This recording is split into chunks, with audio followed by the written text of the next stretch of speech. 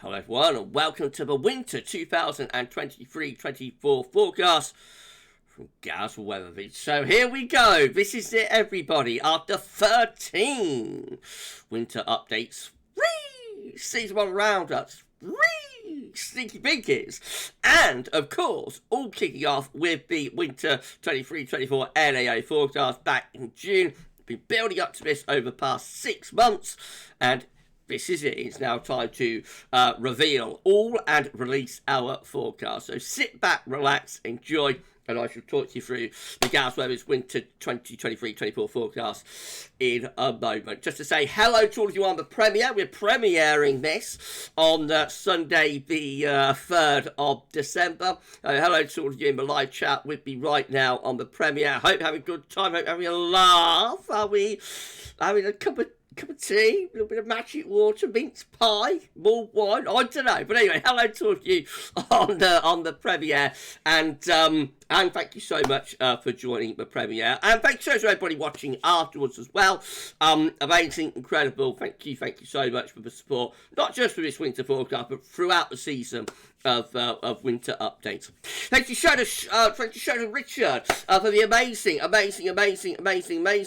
winter updates, winter forecast. Well, winter updates gift was amazing, but thanks so to Richard for the winter forecast.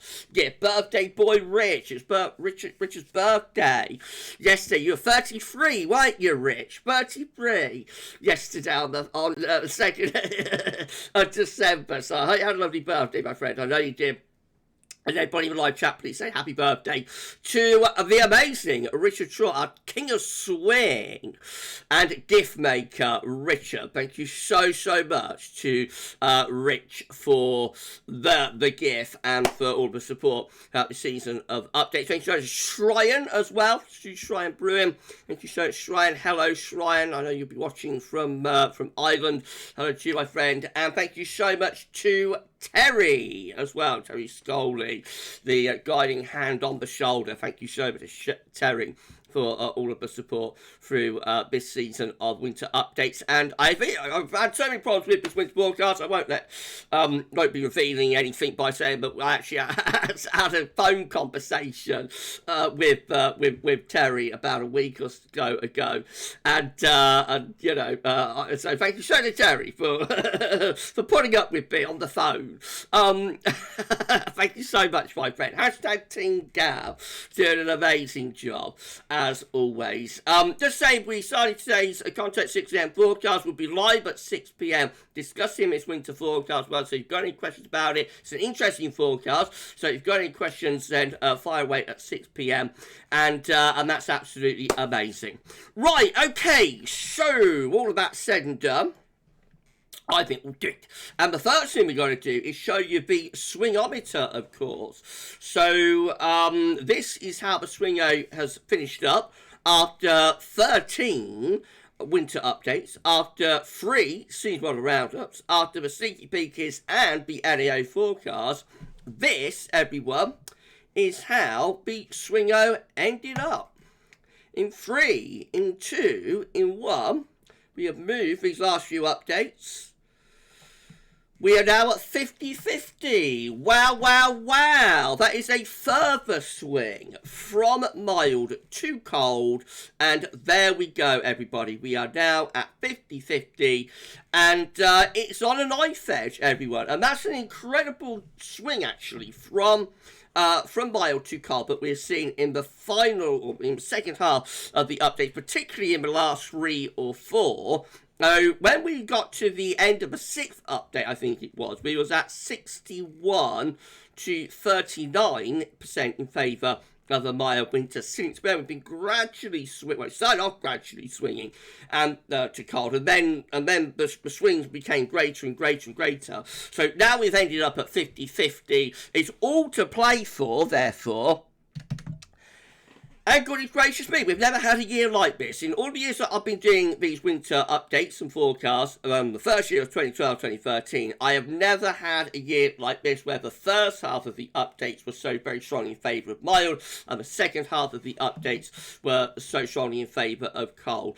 And as I say, it means that we're on a knife edge here as we begin this winter forecast. There's a lot to play for. We've got to drill down through the data and try and come up with something for you. But this is why I was on the phone to Terry. You know, this is why I was on the phone to Terry, because I've had all sorts of sleepless nights and nightmares about this winter forecast. I bought around the middle part of the updates, you know, middle of October. I've got it all certain. It's going to be a nice, simple, milder than average winter forecast, and I wouldn't need to worry about it. But the second half of the update's thrown a spanner in the works, and we're on a knife edge. We're at 50-50, so there is a lot, therefore, that we've got to sort out and a lot to play for. Thank you so much to Richard. Thank you so much to our King of Swing and his supercomputer for the swingometer. Thank you so much, Rich, for the swingo. Not just here, what am I doing? Not just here on this forecast, but throughout the season of winter updates. Okay, so we know we're on a knife edge. Next we've got to look at them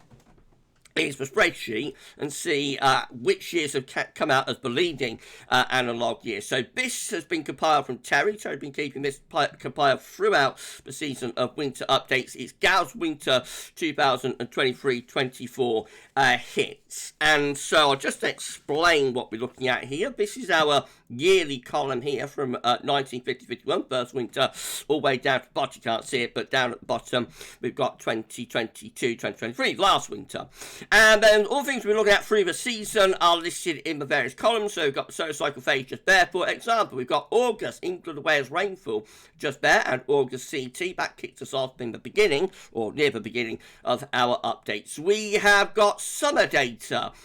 Just there, we've got the IOD. Remember when we did the IOD in the early update, was update number 2, positive IOD phases? It looked grim, didn't it, for a colder than average winter with those. We have got also ACE, accumulated cyclone energy, listed there. We've got El Niños just here, also combined with the easterly QBO. And Terry's even put in a little bit of November data. We wasn't able to do November data in the final winter update, but Terry has included a little bit of November data, CT 7.3 to 7.8, and also in Wales rainfall 65 millimetres, 85 millimetres. So they're all the things that I've been looking at through this season of winter update. Basically, the GavsWeatherVids methodology.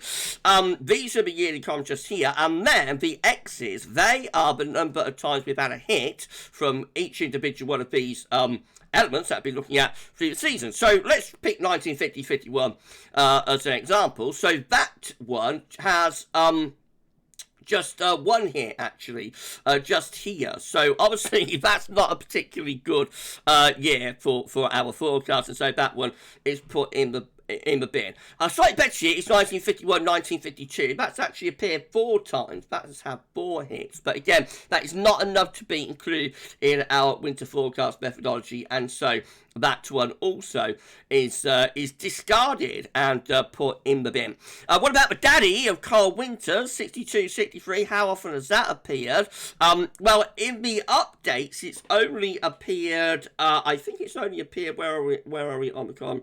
Just here. So in the updates, it's only appeared once, actually, in the video updates, but it does appear, actually, for November, England and Wales rainfall just there. So that's appeared twice. But daddy, the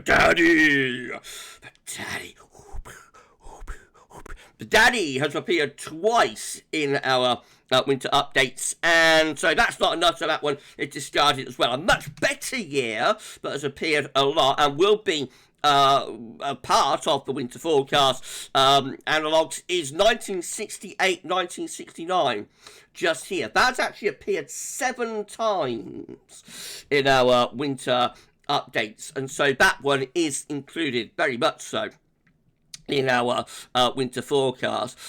Let's try and pick another one out that's appeared quite a lot. So I reckon if we go down to 1986, 1987, we find that that one has appeared regularly. That's appeared 6 times. So that one also will be included in our winter forecast. Not all of them are cold winters, though, but are going to be appearing in winter forecast. So we have also appearing 6 times 2013, 2014. Just here, again, we can see that that year also has appeared 6 times. That therefore makes up part of our winter forecast. Of course, that was a very mild winter. And the leading analogue year, I can tell you what the leading analogue year was. It's actually, interestingly, 2009, 2010, 09, 10. Appeared, can you believe this, 9 times out of 13 updates. So that is the leading analogue year, that is the leading winter, and obviously that was a very, very cold year as well. Various notes that Terry has put in for myself and, you know, for internal purposes. But if we go here, thank you to Terry for the spreadsheet. Unbelievable. Thank you so much, my friend. If we go here, this is from Shryan. So this is the leading years, man. These are the years that are forming our winter forecast analogue. So with 6 hits, we've got 1986, 1987. With 6 hits, we've got 2004, 2005. With another 6 hits, we've got 2011, 2012. With another 6 hits again, we've got 2013, 2014. With 6.5 hits, we've got 1981, 1982. The half comes in with the solar cycle, by the way. And we've also got 1958, 1959. Again, 6.5 hits. And then with 7 hits, we've got 1968, 1969. 2021, 2022, and the biggest hit, the biggest analog year, the leading analog year with 9 hits, unbelievable number, 2009, 2010. That I'd say appeared 9 times out of 13. So it's 86, 87, 04, 05, 2011, 2012. 2013, 2014, 81, 82, 58, 59, 68, 69, 2021, 2022, and 09, 10. They are the leading analogue years for the GavsWeatherVids Winter 2023-24 forecast. Thank you so much, Shryan, for the table. Thank you so much, Terry, for the spreadsheet. Right, let's start having a look at those winters then. So, with 6 hits, we've got 86, 87, showed up 6 times within our winter updates. This one was a cold winter, blocking to the north around Iceland, going back into Greenland. Low pressure to our east, winds coming in from the east wind. Has a very mild, well, you won't get it from the analogue there, but has a very, very mild December in 1986, but turns cold after the new year, bitterly cold through the second week of January up to the middle part of the month, 1987, severely cold and very, very snowy as well. And then the cold is on and off through the rest of winter and into the spring as well. We've got 2004, 2005, that turned up 6 times with high pressure out to our west, low pressure is to the south, winds coming in from the northwesterly direction. But it has a bit of everything, so relatively mild at times, particularly the first half of January has a very, very mild spell, but does also have cold weather. There's a white Christmas for the north in 2004, and the coldest part of the winter happens in the second half of February to the first half of March, around 3-4 weeks but really quite cold weather very late on in the winter. Interesting, that one, of course, was a active hurricane season with an El Nino. That's one of the few years where we got an active hurricane season with an El Nino as well.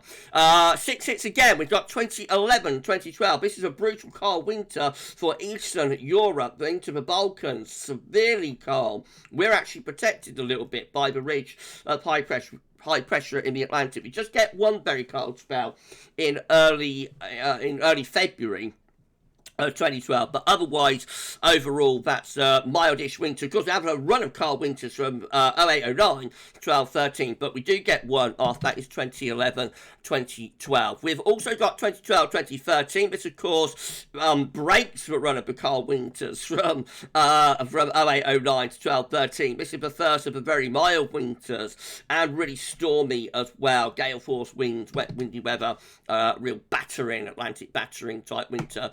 2012, 2013. And then with 6.5 hits, we got 1958, 1959.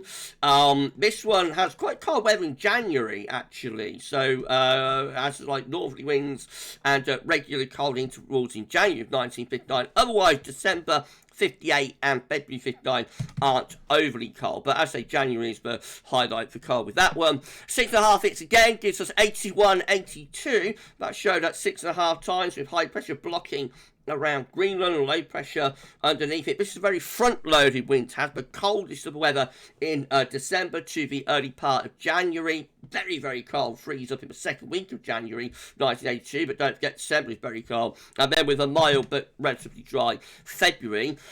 With 7 hits, we've got 68, 69 with blocking around Greenland, low pressure to the south. This has a very, very cold bed. So 81, 82 is mild in February, but 68, 69 is very cold in February. No, it has quite cold weather during December, actually, of 1968. It has a classic white Christmas for many parts of the country in 1968 as well, by the way, and cold throughout the Christmas week to New Year. Then a mild but wet January, or a milder but wet January, and then end of January into February turns very cold, severely cold in February 69 with lots of snow as well. Also with 7 hits, we've got 2011, 2012. That's the most recent winter within our winter forecast analogues. This one is mild. It all looked quite good for a cold winter to Christmas, but it all fell apart famously over Christmas, and I made people's kids cry.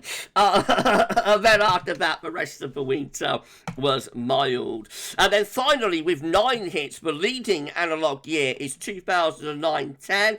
09-10 looks like that, blocking around Greenland, low pressure is to the south, winds coming in from the east. That is a very cold winter. It's the coldest winter for the UK, for Great Britain, since 78, 79, and for Scotland, actually, and a lot of people forget this, for Scotland, 09-10 was the coldest winter since 1963. Really, really cold winter, that one, and the coldest period with that was like the 3rd week of December to the middle of January, a 4-week period from mid-December to mid-January. But cold on and off throughout that. Right, so putting all of that together then, this is how all Decembers combined are looking with 6 hits or more. So this is everything. This is all the years included, right the way from the first year, which I think was December 1958, to the final year, which was December 2021. So this is all the years included. This is how December comes out. An unsettled signal for those Decembers. Wet and windy, not overly cold, maybe a little bit cold snap potential with a jet stream like on a northwest southeast alignment. But the main thing is like a wet December and a very unsettled December is signalled there. This is how all January's combined looking with 6 or more, and much, much greater cold potential for the January's, blocking in the North Atlantic back to Greenland. Trough of low pressure across Central Europe. Winds will be coming in from the northeast with that. So a very unsettled December signal, but a much colder, drier, yes, but colder January signal there with a lot of those. And this is how all February's combined are looking with all year 6 or more. And we get blocking up to our north, and we get low pressure tracking to the south. So February also has a cold signal. Bear in mind that years, but deviating with that. So for example, got 1982, that was a pretty mild February. 2022 also was a mild February, but averaging it all out, putting it all together, that's how it looks, and a cold February is favoured. All winters combined with 6 or more, all of the years included, has blocking around Greenland, low pressure to the south, winds again coming in from that cold, northeasterly direction. So after a wet December and not overly cold December, but maybe with some cold snaps, January and February are the coldest months there. So a temperature anomalies for all years look colder than average. Notice how cold it is across most parts of Europe as well, by the way. Very cold signal for much of Northern Europe, Nordic regions in particular, where it has been very cold recently, I have to say. You see that with the temperature only there. As ever, we're close to the Atlantic, so we are moderated and on the periphery. Nevertheless, a colder than average winter by around half to 1 degree is predicted there with all of those years. And a rather drier winter as well. Notice the wettest weather goes down across southern Europe. That's a classic negative NAO type pattern, and up in the North Atlantic and in the northwest of Europe, we are actually a little bit on the drier side. What about if we narrow things down a little bit, though? So this is how all years are looking with 6.5 hits or more. We've taken out the years that were just 6 hits. Now it's the years about 6.5, 7, and 9 hits. December gets a greater cold potential, with blocking appearing around Greenland, low pressure gets pushed to the south, winds coming in from an east or northeast direction. So still unsettled, but colder potential now with those Decembers. All Januaries combined doesn't make much difference. Still, we see blocking around Greenland. Low pressure is over the continent. Winds are in from a northeasterly direction. Obviously, cold January is indicated there. And all Februaries combined look like that. And again, this is the year with 6.5 hits or more. So the high pressure more towards Scandinavia, Western Russia, low pressure in the Atlantic, possibly a slightly milder signal actually for those Februaries. That's probably because we've got 1982, 2022 there. We have got 69 though, remember, which of course is a very cold very cold February.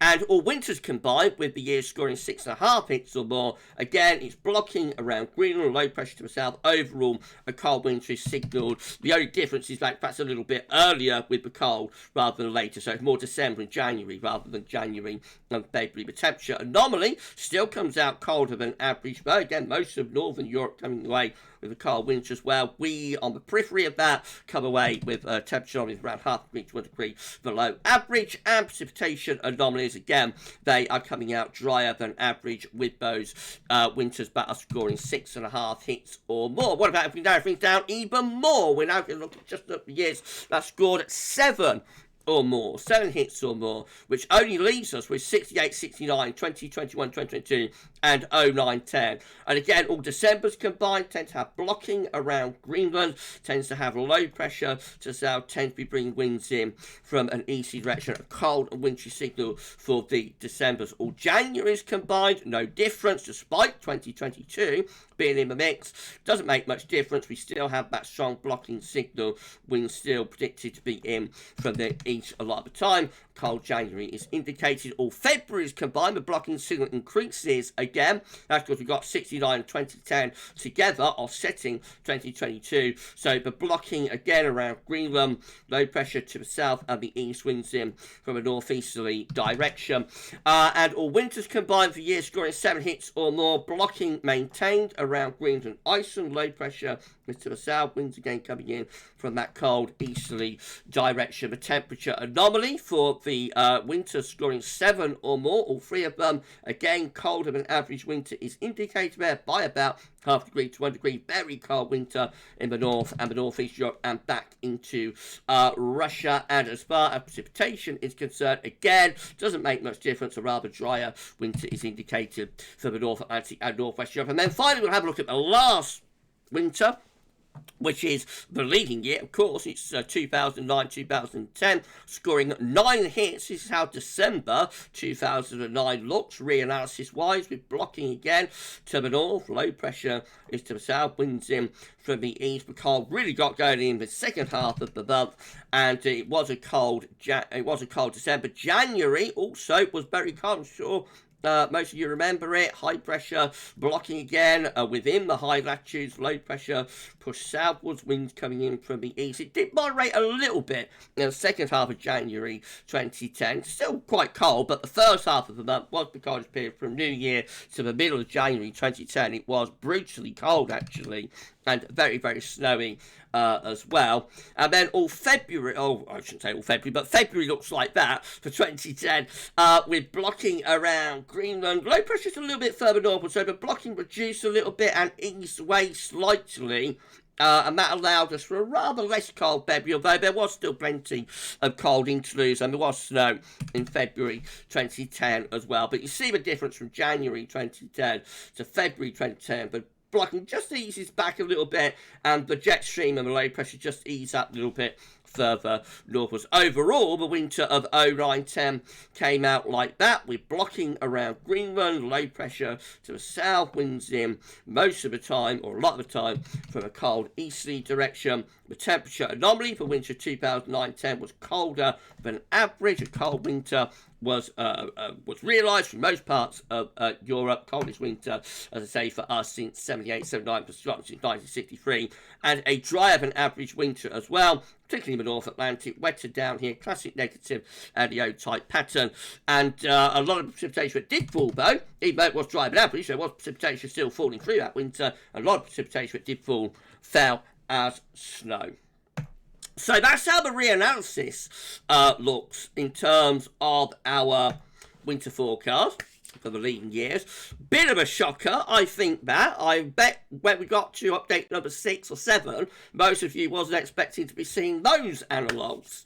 I certainly wasn't. So a real surprise what's happened with this seasonal winter updates and winter forecast. That's how the data looks. So I'm going to have a little pause the video there. This will give everybody a good laugh in the live chat. We're going to pause the video there, and when we come back, I'm going to give you the GavsWeatherVids Winter 2023-24 forecast. So brace yourself, everybody. Brace yourself. I'll be revealing all imminently. See you in 2 seconds. Okay, we're back. Well, that was a nice break, wasn't it? How did we get on in the live chat in the break? I wonder, what did we get up to?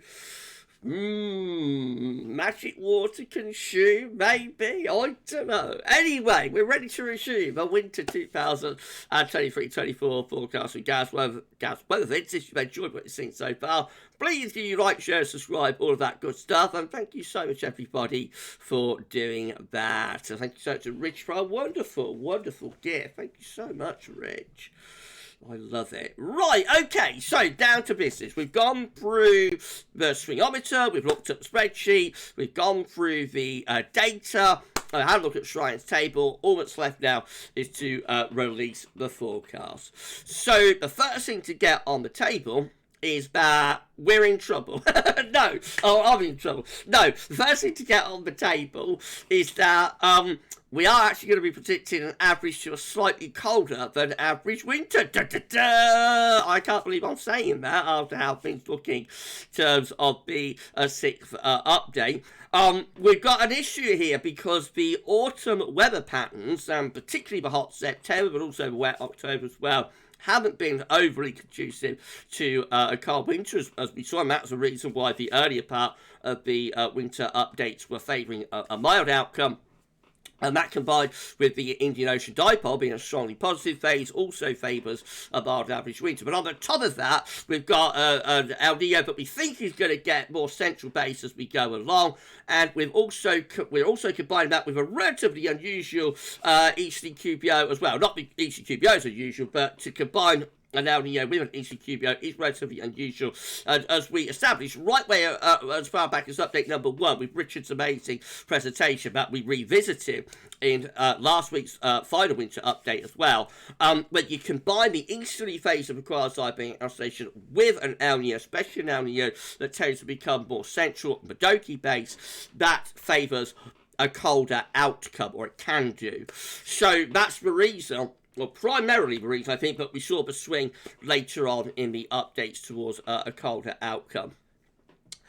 We haven't got enough here, I don't think, because of the warm autumn. We haven't got enough here to be predicting a severely cold winter, or maybe not even a very cold winter. But I think overall, we probably will come out with a slightly colder than average winter if the forecast is correct. This will probably involve a sudden stratospheric warming event. We are expecting, again, due to that combination of the easterly QBO with the El Nino, we are expecting to get a SSW this winter.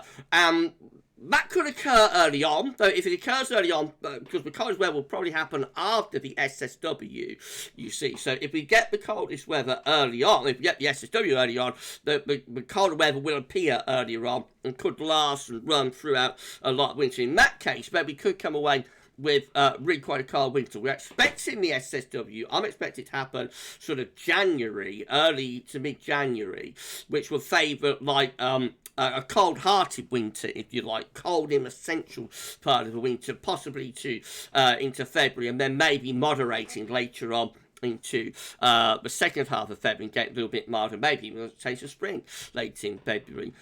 If the SSW happens late, though, if it doesn't happen until February, as we saw last year, then that would actually favour colder weather when we get into the final stage of winter.